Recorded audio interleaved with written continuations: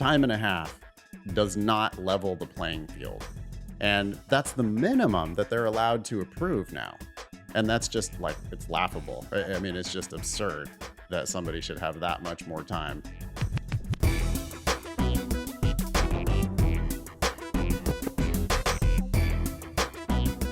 Hello and welcome to episode 446 of the Thinking LSAT podcast. I'm Ben Olson and with me is Nathan Fox. We're the co-founders of LSATdemon.com and the LSAT Demon Daily podcast. Be LSAT famous, share news and ask questions on our website, thinkinglsat.com.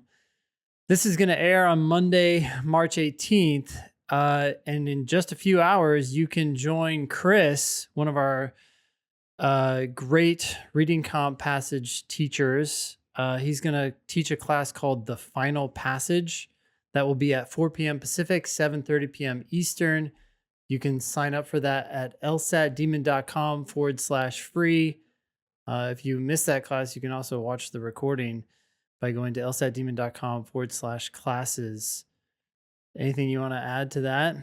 It's a high level class. It's like a advanced level RC class. And Chris is one of our very best teachers. So you want to see the best of what the Demon has to offer, you should definitely check out that class.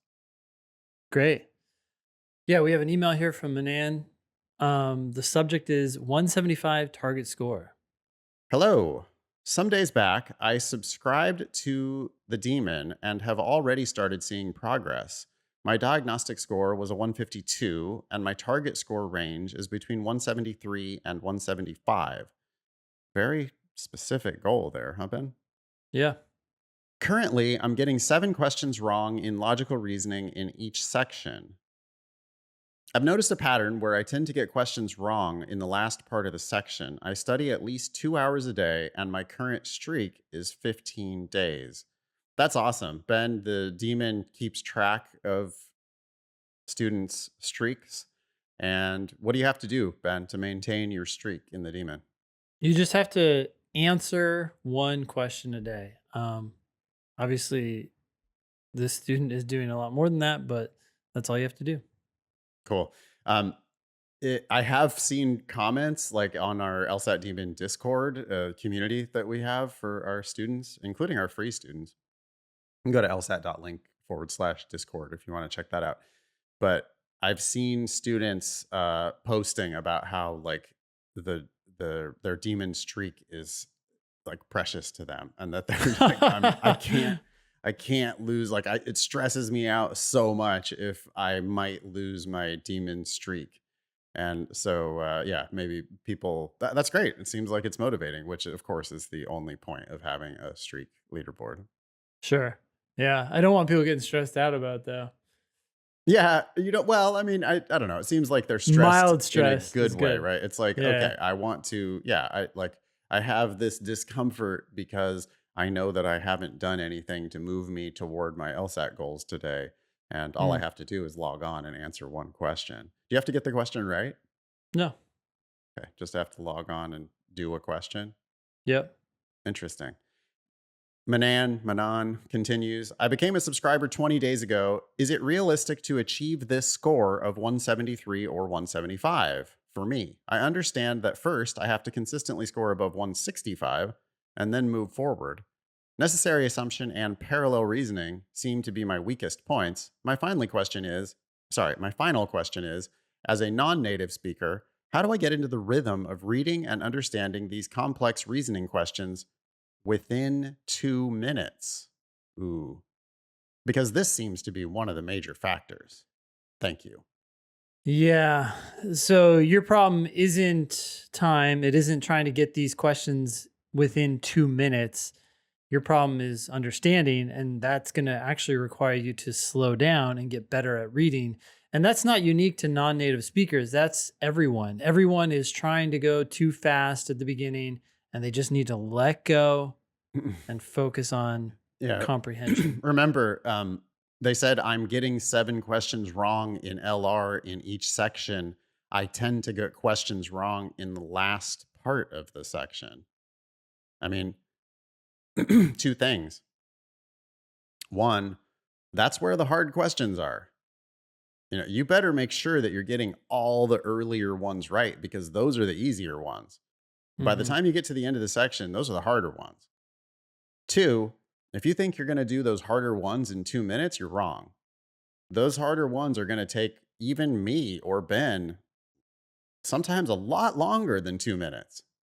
So if you're looking at each question and trying to keep it within 2 minutes and patting yourself on the back when you do it right, when you get it within 2 minutes, and like being mad at yourself when you don't get it within 2 minutes, I think you've got two problems there.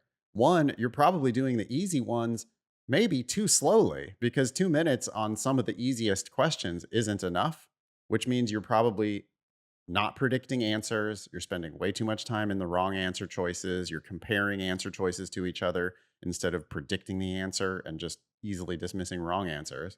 So you're not doing those ones fast enough or confidently enough, I should say. And then you're trying to rush through the hardest questions, which many of them can't even be answered in 2 minutes. Shit, Ben, you and I, we did a joint class yesterday, right? And Mhm. we muddied up, or especially I muddied up one of those questions. We're like talking about the same question for 20 minutes until it finally clicks.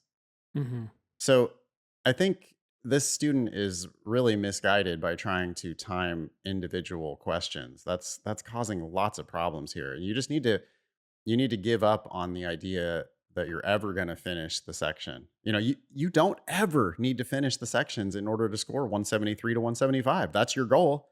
Well, you don't need to do all the questions to score 173 or 175. In fact, it's going to be much easier for you to reach 173 or 175 if you stop trying to finish all the questions. I like what they said about I understand that I have to consistently score above 165 first, Mhm. but there are lots of intermediate goals before you even get there. I mean, you started at 152. The easiest way to get to 155 is to do like half the questions in the section and just make sure you get them all right. To get 160, you need to do like two-thirds of the questions, maybe, and get them all right.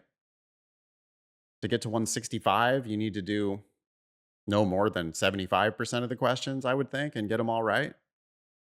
I'm just roughly estimating here, but you've got to slow way down and start dominating each question individually. Then eventually the speed will build naturally, but not if you try for speed. Yeah, I mean, and I think your point about the scores is exactly right, but I would just go a step further and say don't even worry about the LSAT scores, just shift your focus entirely to Yeah. the accuracy score Yep. that you get at the end of each section. Just okay, what Yep. was my accuracy? Was it 95 to 100%? Anything less than that, you're going too fast. Yeah. I'm getting 7 questions wrong in LR in each section. I don't care about that. And I really don't care. Like, if you don't do the last 10 and you miss all of those, who cares? Mhm. How'd you do on those first 15 that you did attempt? Because if you got all 15 of those right, then you're on the right track. That's progress. Because eventually you'll be able to effortlessly start getting to 16 questions and getting all of those right. And then effortlessly 17 questions and getting all of those right. And it's just not too far until you're getting 18 or 19 in a row at the beginning of the section. And now you're already outscoring where you're currently scoring, but you're doing a lot less work to get there. So I like that, Ben. Focus on the accuracy score. Whenever I work with students, it's like, show me a question that you missed. Let's talk about a single question that you missed. I don't want to hear about I have a problem with necessary assumption or I have a problem with parallel reasoning. Show me one question that you missed. And if it's one of those, and if there's some, you know, tactical thing that you're not doing right about that question type or something, then yeah, we can dig into that. But it always just needs to be within this context of I expect to get all of the questions that I attempt right. Here's one that I attempted and I missed it. What can we do about that? Thanks for writing in, though. That's an excellent question. You know, I was as you were talking, I was just thinking about like the car crash analogy. I don't know if this is a good one or not, but I do feel like getting a question wrong is kind of like a car accident where the driver gets out and says, "Wow, I wouldn't have had this accident if this tree wasn't right here." And it's like, no, no, the problem isn't the tree. The problem isn't the thing that happened right at the end. The problem is the things that led up to it, right? You were Right. going too fast, you weren't paying attention, you were on your phone, whatever it is. And it happened even Yeah. yesterday in our joint class, right? Someone was like, "Oh, well, I was, I was between B and C, and this is why I don't understand B." And it's like when we walk back through the issue, it's because they don't understand the argument. Yeah. Oh, totally. Yeah. It's like the problem might not even have been when you went off the road, Yep. or the Hmm. problem might not even have been that you were speeding. The Yeah. problem might have been the 7 beers that you had at the bar before you got in the car, or the Yeah. problem might have been that you were late to go pick your kid up from school, Yeah. and that's why you, we can Yeah. let go of the car crash analogy, but no, the problem is always earlier. And Yeah. it actually goes back to what we were just telling Manon. Your problem, like you think your problem is the end of the section, Yep. but your actual problem is that you're not dominant enough in the beginning of the section. Yeah. That's why, like, and I guarantee you're also missing some of those questions. And it So doesn't you're mean to struck. go fast. Dominant doesn't mean, oh, I'm going to crush No. it through the beginning of this. No, no, it means you're going to do very well Yeah. on the questions you attempt Yeah. I mean, slowly. I think it does mean that you're going to go quickly through the answer choices, though, right? On a Yeah. first And read, eventually you'll get fast on those and questions eventually you'll too. get fast on everything. But Yeah. you got to attack that argument well enough to understand what's the evidence, what's the conclusion, why is that bullshit? Or what's the evidence? Can this evidence be used to prove anything else? Just make Hmm. sure you really understand what's there. Then you've got to really understand the question that they're asking you, because you definitely can't answer the question if you don't know the question that's being asked. Then you've got to have some idea what you're looking for before you wade into the swamp of the wrong answer choices. Those wrong answer choices are they're tough, and they're going to be time consuming if you don't know what you're looking for. You've got to be able to quickly dismiss wrong answers and know that answers are wrong before you even finish reading the answer a lot of the time. That's how you develop that effortless speed that actually leads to people, finishing the section. And people can and do score perfectly on logical reasoning sometimes. But the way that happens is by dominating the argument, not by like trying to rush through it and spending a whole hell of a lot of time on answer choices. Yeah, totally. So let's talk about accommodations. Before we get into the data that we have here, I want to give a little bit of a background. We've talked about accommodations on the show a lot, but for context, it's 2024.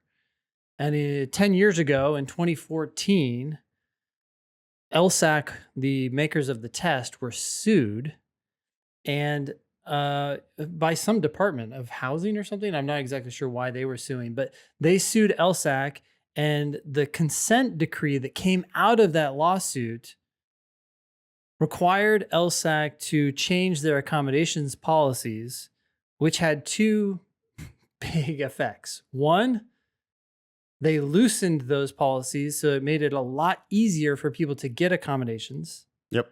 And two, the number of people who applied for accommodations went up dramatically, maybe because they figured out it was easier to get them. But we have data from LSAC from 2014 to 2017, and they noted that a lot of accommodated test takers the number of accommodated test takers went up. And we don't have any data since 2017, but since that time, we've had COVID. The test has been restructured, and the number of scorers in the top scores, 170 plus, 165 plus, has almost doubled, or has it more than doubled? Either way, it's gone up a lot for the high scores, right? And the question, of course, is why? Are people just getting better at the test? Is it because the test has now changed from a 4-section test to a 3-section test? Is it because the test is now taken at home? Is it because more people are getting accommodations? So we've always speculated about these reasons, and it's possible that all of them are contributing to these higher test scores. Yep. So the LSAC report is entitled Accommodated Test Taker Trends and Performance for the June 2012 through February 2017 LSAT Administrations. And it has a bulleted summary at the top with a bunch of trends. So here's what the trend was at the time. The number of requests for accommodations greatly increased across the 5 testing years, starting at 1,581 in 2012-2013 to more than doubling to 3,789 in 2016 to 2017. And now we're in the what they would call 2023-2024 cycle. The number of the number of approved accommodation requests increased across the 5 testing years from 729 to 3,000. So they went from approving half of their accommodations requests to approving uh, Eight 80% of their 80%. accommodations Yeah. requests. Yeah. In the first 2 study years, the learning disorder category comprised the largest number of test takers. The attention deficit slash hyperactivity disorder, ADHD, ADD, ADHD category overwhelmingly comprised the largest number of test takers in the last 3 years of the study. So it was actually people. So the mix of people requesting accommodations after the consent decree changed from people looking for learning disorder categories. Now it says overwhelmingly ADD, ADHD overwhelmingly comprised the largest number of test takers in the last 3 years of the study. This is back in 2017, so we don't know what the current issue is. We don't, but I wonder if the consent decree, well, by making the policies looser and easier to get accommodations, that's before Yeah. ADHD was just not accommodated. Well, how easy are they to get now, Ben? We haven't heard one person write in to tell us they were denied. We've been doing this podcast for coming up on 10 years, I think. Yeah. And we've said since the beginning pretty much like, no, if you have a doctor write you a note, you will get accommodations.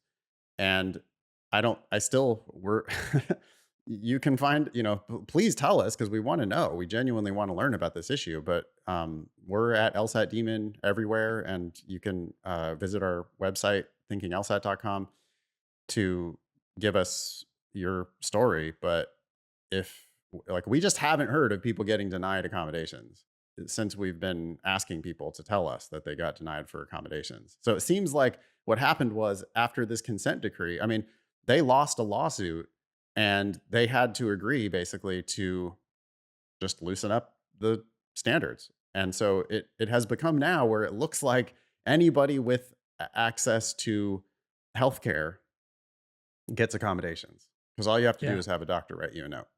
Yep. That's problematic, isn't it, Ben? That is problematic. We have unequal access to healthcare in this country. And I don't think it's their fault. I don't think it's LSAC's fault. It's this lawsuit seems like it was, I don't know, maybe there were elements of it that made sense, but the aftermath of it seems like it doesn't make any sense at all Well, because totally. now, I mean, yeah, there's go a lot ahead. of things right there well intended, Yeah. but they just have unfortunate consequences that people either didn't predict or maybe cynically they did and it was to their benefit. But um yeah, anyways. Yeah. I'll skip some of these bullets. For both the multiple choice and writing sample sections, time and a half, i.e., 53 minutes per multiple choice section, was the accommodated category most frequently approved for all test administrations in this study. Note that under the terms of the consent decree, time and a half became the minimum extra time accommodation beginning in December of 2015. And I had forgotten about that. When I reread this yesterday, I had my head in my hands because time and a half does not level the playing field. Time and a half wildly biases the test in favor of people who have time and a half. Like Yeah. 5 minutes. Imagine, and if you're a student out there who's scoring like 165, imagine what you could do with 5 more minutes. Now imagine what you could do with 18 more minutes. Time and a half is actually slightly more than time and a half because 35 minutes divided by 2 is 17 and a 17 half. and a They half, rounded yeah. that up to 18. So you actually get 53 minutes, not 35 minutes. Imagine how much you could do with 18 more minutes. And that's the minimum that they're allowed to approve now.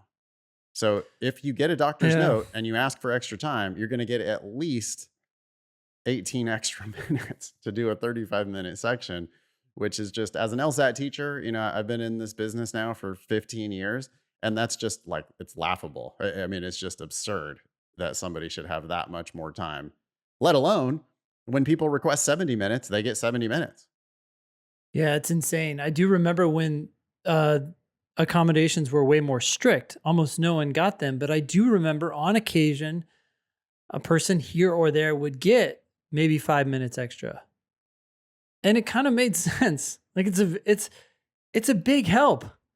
Yeah. 5 minutes is a huge help, but it's not crazy. It's not like they're taking an astronomically different test. Yeah, and if you're like mildly dyslexic, or if you have, I don't know. I mean, I'm certainly not an expert in these issues at all, but yeah, it will help you a lot to get just a bit more time. And that seems, if they could take it on a case by case basis and give people like a more, it fits the student accommodation, then it would seem Hmm. like a hell of a lot more fair. But their hands are tied by Hmm. this consent decree, and it's 53 minutes minimum if anybody asks for extra time, which is, it's just, again, that's in gaming terms, it's OP. Okay, so some of these demographic trends are interesting. There were more male than female accommodated test takers in those report years, whereas there were more female than male non accommodated test takers across the same study period. That could be because of an incidence of these, ADD, ADHD among the male population, potentially. Sure. Yeah, certainly. It could also be that males tend more to, like, maybe males are more likely to ask for accommodations just because it's like, well, I get an advantage. Why wouldn't I ask for an advantage? Um, Yeah. I don't know. I don't know. Here's a big problematic thing. African American and Asian accommodated test takers were underrepresented, and Caucasian/white accommodated test takers were overrepresented compared to their representation in the non accommodated group. Other racial and ethnic subgroups were similarly represented in the accommodated group compared to the non accommodated group. Oh, well, it looks like at this point in 2017, at least it wasn't like discriminating against other racial ethnic subgroups. But it's bad times that African American accommodated test takers are underrepresented. It's, yeah. There was a greater proportion of older accommodated test takers than is typically observed in the non-accommodated group. Older people tend to have more money. Yeah. And know how to go to a doctor and ask for accommodations and Yeah. just deal with the paperwork and procedures. The idea might even come to their head. I wonder if I can get accommodations for this in a way that someone who's newer to the system may not think about. Yeah, the older you are, the more shit you've done and the more shit you just know how to do. And you just know it's not that big of a deal, right? Somebody Yeah. who's 18 is like, well, I don't want to, I don't want to schedule a doctor's appointment and go in and visit the doctor and blah, blah, blah. And Or like, I would be like, I'm just yeah. going to email my doctor. And, Yeah. I could take care of this without even a visit potentially. Yeah. Okay. Continuing down this just horrifying list of bullets. Accommodated and extra time test takers had higher average LSAT scores in 18 of the 20 test administrations in this report compared to the non accommodated group. Okay. Just a correlation, right? Sure, it's just a correlation, but I mean, that correlation also seems to hurt. It seems to like show how bad this is. Yeah. Because if that makes it sound like it's the rich getting richer, right? It's either, it could be causal, and I'm sure it is, that Yeah. the extra time is allowing people to score higher. That's a problem. But it's also a problem since we know that older and whiter people are more likely to get accommodated.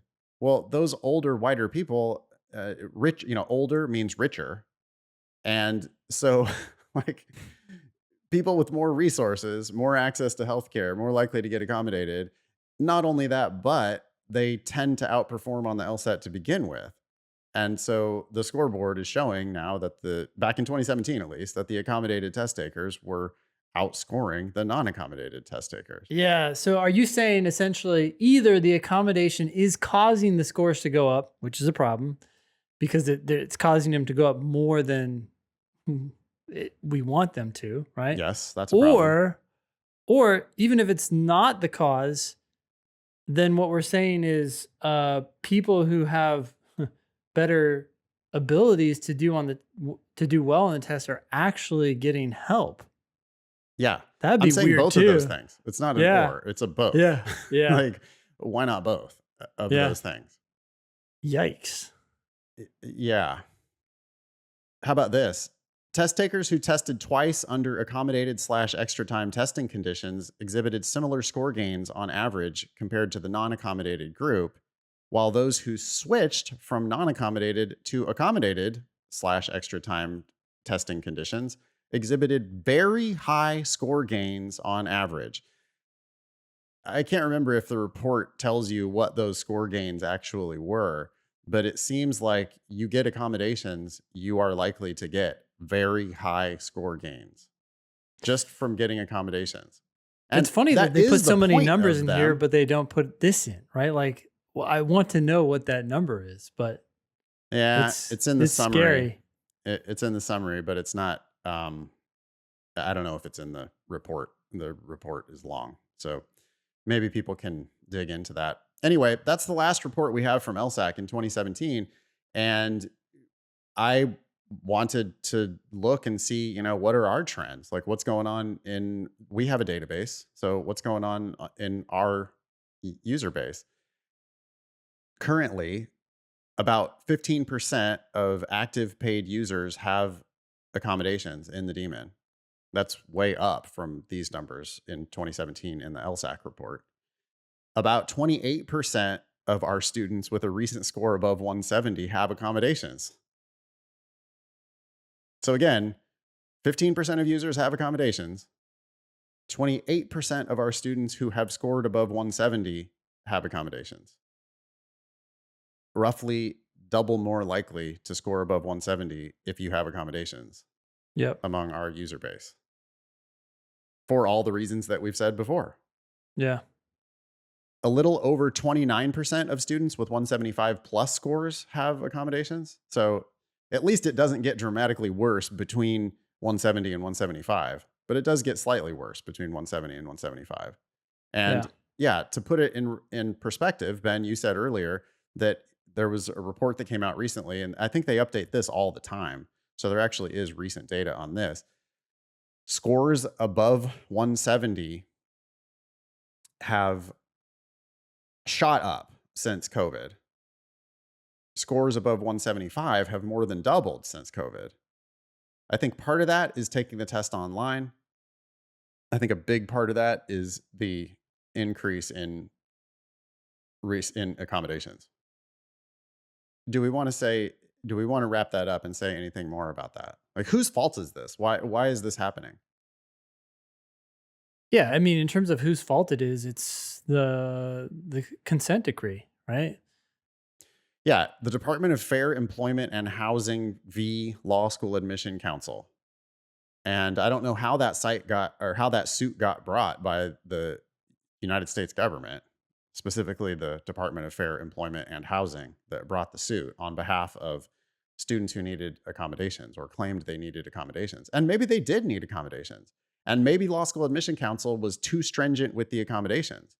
And removing the asterisk seems like maybe that's a good idea, right? If we're trying to level the playing field, if we're trying to be fair, why would we then also put an asterisk on the score report that said this student got extra time and give the law schools an opportunity to discriminate, right? Like that asterisk seems like I'm less worried about that. So now when you get accommodations, the schools don't know that you got accommodations. Side note though, they do on many applications ask you to explain if you had big score increases between one official test and another official test. And as we described earlier, people who take the test non-accommodated and then take the test accommodated tend to exhibit very high score gains. Our hypothesis remains that when they ask you that question, they are fishing to see if you're going to say something like, "Oh yeah, I got accommodations. That's why I improved so much." Which you do not have to do. You do not and should not do that. That Yeah. is not a thing that you want to do. You want to tell them, I knew I could do better, so I took it again. You know, I or something along those lines, but you just don't say, "Oh yeah, I finally got accommodated." Because then they'll know a piece of information that they didn't need to know, and that doesn't help that's not helpful to you. You know, at best that's neutral. They're never going to think that that's a feather in your cap.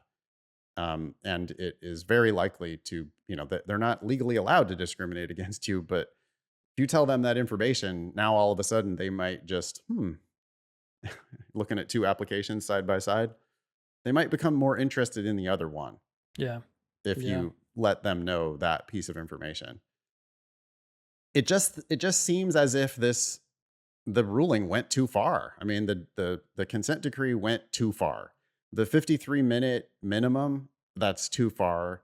And what's happened is they have basically now just started giving accommodations to anybody who can get a doctor's note. It's really problematic for lots of different reasons, as discussed above. I don't think that it's law school admission council's fault at all. I think that they probably hate this as much or even more than we do. They were the ones who were fighting a lawsuit after all. It'd be really interesting to get a new report out of LSAC. You know, I wonder why that information has not been coming out. I have a feeling that if the data did come out, it would be pretty shocking to hear how many people are getting accommodated today. Yeah. Is this something that students should worry about? Is this something that students can do anything about? I mean, people have been listening to our conversation. If they feel like they need an accommodation, then they can and probably should get one. Other than that, you just have to get the best LSAT score you can get. That's how the game is played. Yeah. To get accommodations, you have to sign up for an official LSAT and request accommodations for that test. You will have to provide supporting documentation when you apply for that accommodation. And if you have a note from a doctor, psychiatrist, psychologist, I don't even know what like the standards like will a nurse practitioner work? I would guess probably. Certainly if you take a prescription drug, you're going to get whatever accommodation you ask for. Be careful about asking for 70 minutes if you don't really want 70 minutes because if you ask for 70 minutes, that's what you're going to get. So make sure you ask for the amount of time that you actually want. And what if you're not accommodated? What if you know for sure that you're never going to do this? You're never going to ask for accommodations. Is it something that you should worry about? Well, no, because all you can do is the best you can do, and that's what you should do regardless of the situation, right? So you just got to focus on yourself and getting the best possible LSAT score you can get. Yeah, schools at the very top are going to have more applicants with higher scores. Well, that's true for all schools. It's just going to trickle down. So the need for a higher LSAT score is greater today than it was a few years ago, but it's always been true. It's just okay, maybe you have to take the test one more time and eke out a couple more points, but you should do that anyway. Yeah, and people can and do. I would say still the majority of people can and do score. The majority of people who score in the 170s don't have accommodations, right? The majority of Mhm. people who take the test don't have accommodations. I think. I hope we haven't seen the actual numbers from LSAT. That is the. I mean, that is the truth in our database, though. Yeah, That yeah. you know, it's still only 15% of active paid users who have accommodations, and so yeah, like the And eighty-five percent of you. that could be a biased group, right, too, because we talk about this all the time. So the percentage of people who work with us and know about accommodations, because a lot of people don't even know about them. No, you're privileged if you're even working with us, right? I mean, you're in a lot of ways you're privileged if you're even listening to this podcast because it's like, oh, so you have a media player, you have time to sit there and listen to a podcast or watch a YouTube. You know, you're there. There's a lot of privilege that gets you to this information. Certainly, people who are paying for LSAT prep, yeah, people who pay for LSAT prep, I'm sure, are more likely to be accommodated Yeah. because they have access to healthcare. They have, you know, the advice of professionals telling them that they should get accommodations if they are justified. Um, yeah. Okay. Let's move on. Yep. This next one is from Finn. The subject is thoughts on retaking the LSAT 5 times, but not top scorer. Hi, Ben and Nathan. I'm a big fan of the show and the platform. I know this topic has been discussed in depth many times, but what if you max out on your attempts and don't make it into the 170s? I've taken the LSAT 3 times already. November of 23 was a 159, January was a 165, February was a 166, and I'm registered for April. My range is more where I want it to be, consistently high 160s to upper 170s. Because of the only 1 point increase between my January and February scores, I'm worried that retaking it again will seem like a lapse of judgment.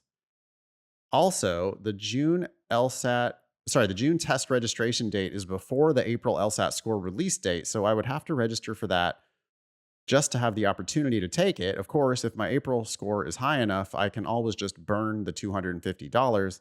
Listening to the show, I know y'all don't think admissions offices care about the number of attempts because you have prior students at Yale and Harvard who took it 5 times. Do you think outside T14 care more? Or would they follow Harvard, Yale, Stanford practices? I'm sorry I laughed at that. Schools outside the top 14, if anything, they care less because they have fewer applicants. They're more desperate for applicants.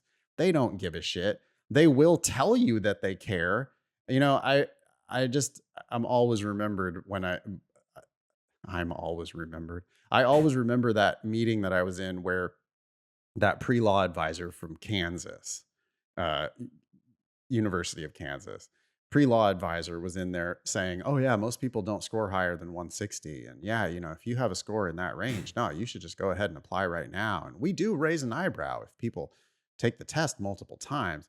All she wanted was for you to apply right now. She doesn't give a shit. She's not out for your best interest. She wants you to apply to her law school. This was a pre-law advisor who also worked at the law school. She was in admissions at the law school, and she was the pre-law advisor for the undergrad, which is just not good for the undergrads. Yeah. Anyway, um, they might say shit like, "Well, we see all your scores, and oh well, we might ask you to explain." They don't care. It's your highest LSAT that's going to determine your admission and your scholarships, and that's even more true at lower ranked schools than it is at higher ranked schools. But again, we have sent people to Harvard and Yale who took it 5 times. So nobody cares whether you take it multiple times. What other advice do you have for Finn? I would sign up for June to keep that option open 100%. Yeah, you give yourself the option to take the test. Another example of the rich getting richer. If you have the resources to do that, then you should do it. Because if you score even 1 point higher, we've said for a million years on this show that 1 point of LSAT equals $10,000 of scholarships. And even if it's not certain that you're going to score higher, it's an awful nice investment. It's a relatively low price for a huge potential return. I wanted to comment about Finn. You need to focus more on your practice test scores and less on your official scores. Finn is like, well, I only improved 1 point between January and February. So then I'm worried about taking it in April. I don't give a shit. Those are just 2 data points alongside all of your practice test data points. And you're telling me that your PTs are in the high 160s to the high 170s. Well, there's lots of data points. There are some data points in the 165, 166 range, and you could score 165, 166 again. I don't care. I care about those data points that are 170 and 172 and 178. And you just got to start thinking about the upside and not worry about small improvements. Also, how common is this, Ben? People are like, well, my official score only improved by 1 point, or my official score didn't improve at all. So I'm clearly not ready to take it. Yeah, they just give extraordinary weight to that because it's official and it's exactly the same test that you're taking in the demon. Yeah, they're the same tests. It's just those happen to be bad days for you. Now, you might be doing something different, Finn, on your official test days, and you need to investigate those. Have a heart to heart with yourself and figure out why is it that I'm performing at the bottom of my range during my official tests? What am I doing differently? It could just be luck. Maybe you're doing everything exactly the same way and those scores are within your range and you're just doing everything the exact same way and you just happen to get bad scores in your range. That's fine. That's luck and there's nothing you could do about that. But it could also be that you're clinching, you're trying extra super hard those days. And that's not good. You don't want to try extra super hard those days. You want to just do the exact same thing. Just let it flow the exact same way you're just letting it flow in practice. You just need to let it flow on your official test. You've got two more shots at it. And eventually, I think that you're going to get, if your range is high 160s to high 170s, you're a good bet to outscore your current high of 166 um, on one or both of these upcoming tests. Next one's from Anonymous. It's about a character addendum. Hi, Ben and Nathan. First generation American, undergrad, graduate, and hopefully soon to be a law student. I've been a listener for almost a year now and a Demon subscriber for a little less than that. Progress is slow, but nevertheless progress. I'm taking your advice on waiting to apply early for the next cycle, and I am slowly beginning to think about the pieces to my application. My one issue is that when I was 20, I got an MIP, minor in possession of alcohol, an open container charge, which have since been removed from my record due to community service and paying the fines. I know I need to make that known on the application itself, but when it comes to the addendum, how much detail do I include in there? And honestly, what is even that supposed to look like? Word document? Letter format addressed to the admissions head or team? I'm a little in the dark here. Thanks so much. Does it need to be in a letter format with addresses and all that? I don't think so. Nope. It's you just yeah, you can put it in a Word doc and then you write a short paragraph and then you turn it into a PDF and upload it. Yeah, or they might just have a text field, in which Yeah. case you just Yep. you just put the Totally. text in there, but Yep. don't overthink it. It's like two sentences. You're just going to acknowledge. I mean, they might ask you for dates and place and that stuff. If they do, then provide that information. If they don't, then probably not. But what you said is pretty much fine. When I was 20, I got a minor in possession and an open container charge, which have since been removed from my record due to community service and paying the fines. Done. I don't Don't think even need to say a word more than that. I think I don't think so. I mean, it's been removed and you did like that's a positive note. You're paying your fine. Maybe even want to switch it. I paid the fines and did community service. So it ends on community service. Sure. And right. But just keep it short. You've answered the question. You have provided them with the information they need to know. MIPs are super common. That type of thing happens all the time. The open container, that's actually a bigger deal because that's a vehicle violation. Still super common that this type of thing happens. You could definitely call your state bar and ask them about it. They might have some advice. If you feel like you need more help on this issue, you could talk to Leslie, who works on our team. She charges by the hour. She has written these kinds of things in the past. She might have some more information. Go to the team or about us or tutoring page on lsatdemon.com if you want to learn more about that service. This next one is from Emmy. Yeah. Is writing in an addendum worth it? Hi, I've been listening to the pod for about 2 months and have been a demon for about 1 month. I have seen a massive improvement, not only in my scores, but in my confidence as well. That's great to hear. Can't thank you guys enough. I'm aiming for a T14 school and thought I was on pretty good footing, but as I've been listening to your podcast, I've been comparing myself and my UGPA with a lot of your listeners who write in. We know that that's a problem, don't we, Ben? Yeah. Just generally in life, always bad. Comparing yourself to anybody is always bad. I graduated last year with a GPA of 3.79. I have work experience working on a TV show's rights and clearances for a year. Oh, that sounds like interesting work. That's like if you want to use a music in your show You Yeah. got to go get the song cleared. Very legal Legal esque. adjacent experience. Yeah. Love that. Yeah. I'm trying to get my LSAT as high as possible. However, this year I got diagnosed with ADHD and now take meds. Well, that means you're going to automatically get accommodated on the LSAT. Like, not Oh, automatically, yeah. If you easily, I should have ask, said. Yeah, yeah. but you are diagnosed with ADHD and you are medicated, you will 100% get accommodations on the LSAT. If you want 53 minutes, have your doctor say she should get 53 minutes. If you want Yep. 70 minutes, have your doctor say she should get 70 minutes. During my undergrad, I was also in a physically abusive relationship.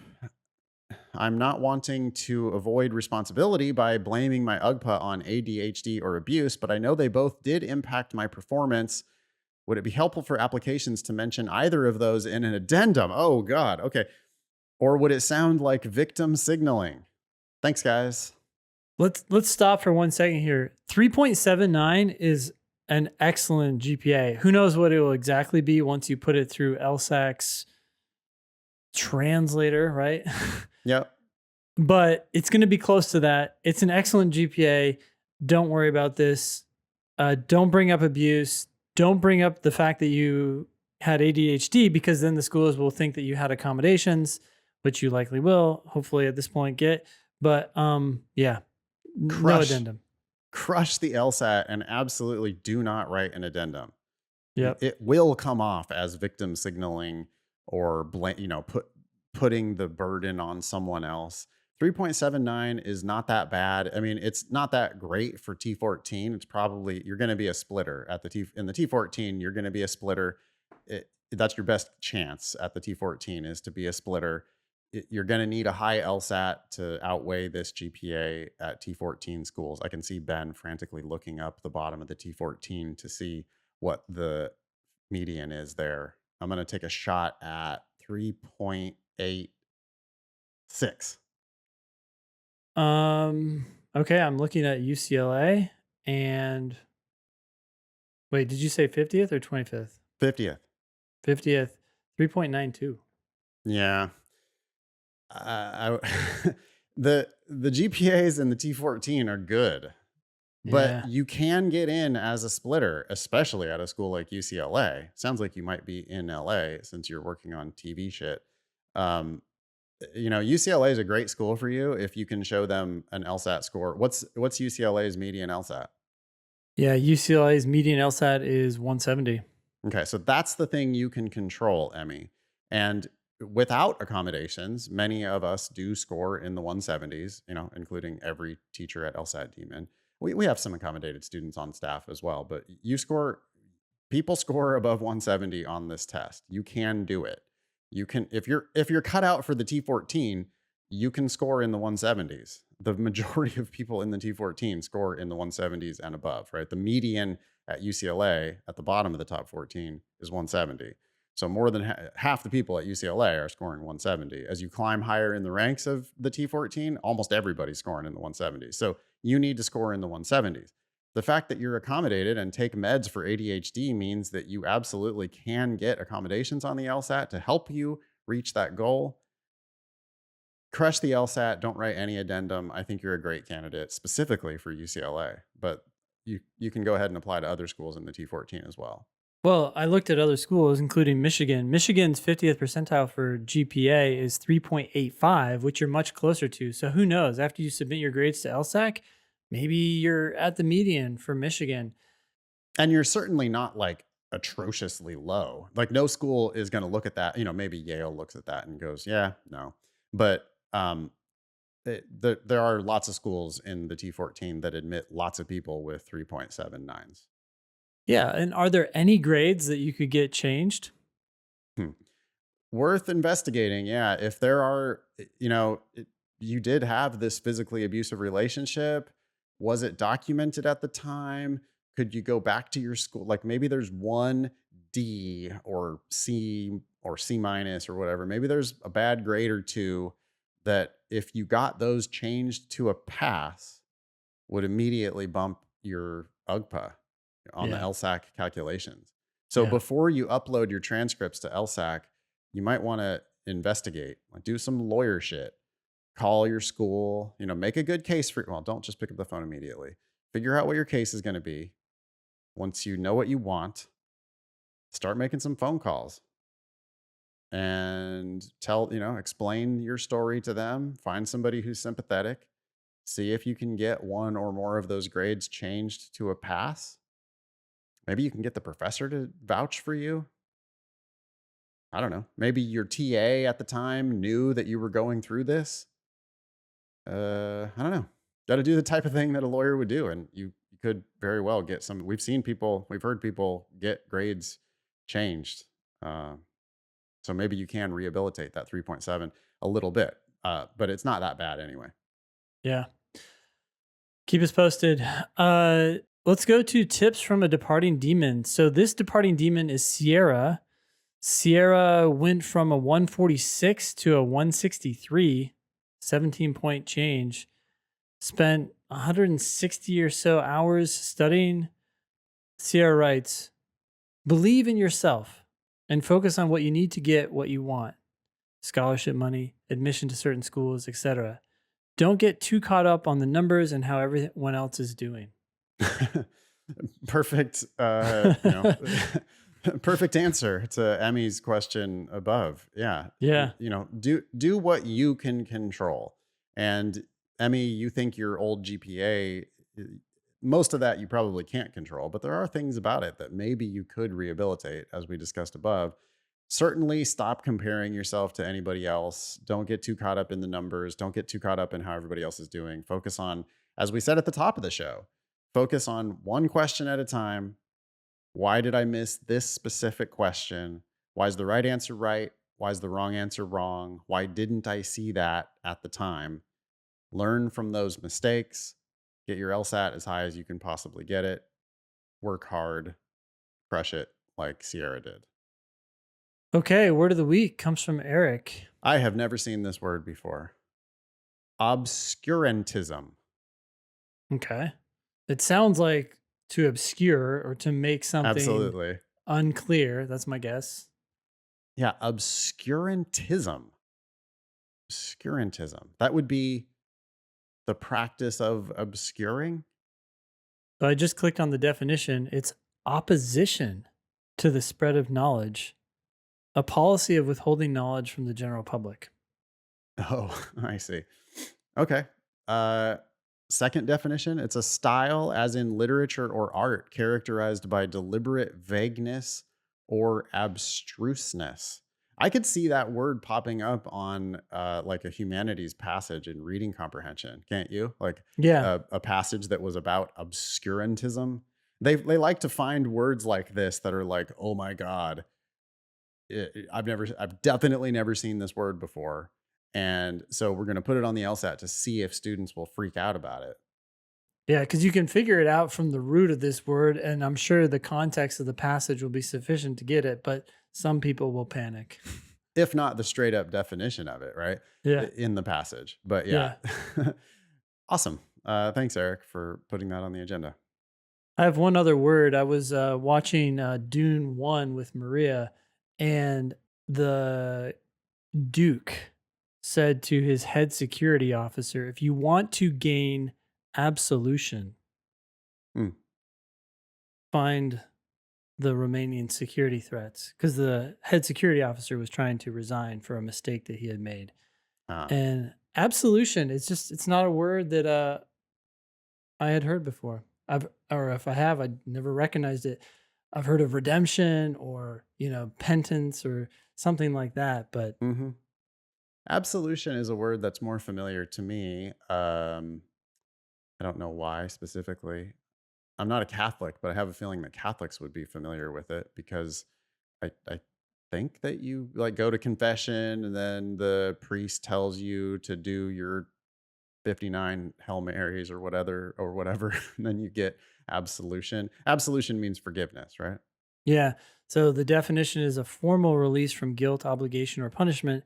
And then a secondary definition is an ecclesiastical declaration of forgiveness of sins. There we go. So, yeah. Be LSAT famous. Please ask questions or share news with us on our website, thinkinglsat.com, or on socials at LSAT Demon. questions about LSAT Demon, you can always email help@lsatdemon.com. Check out our other podcast, LSAT Demon Daily.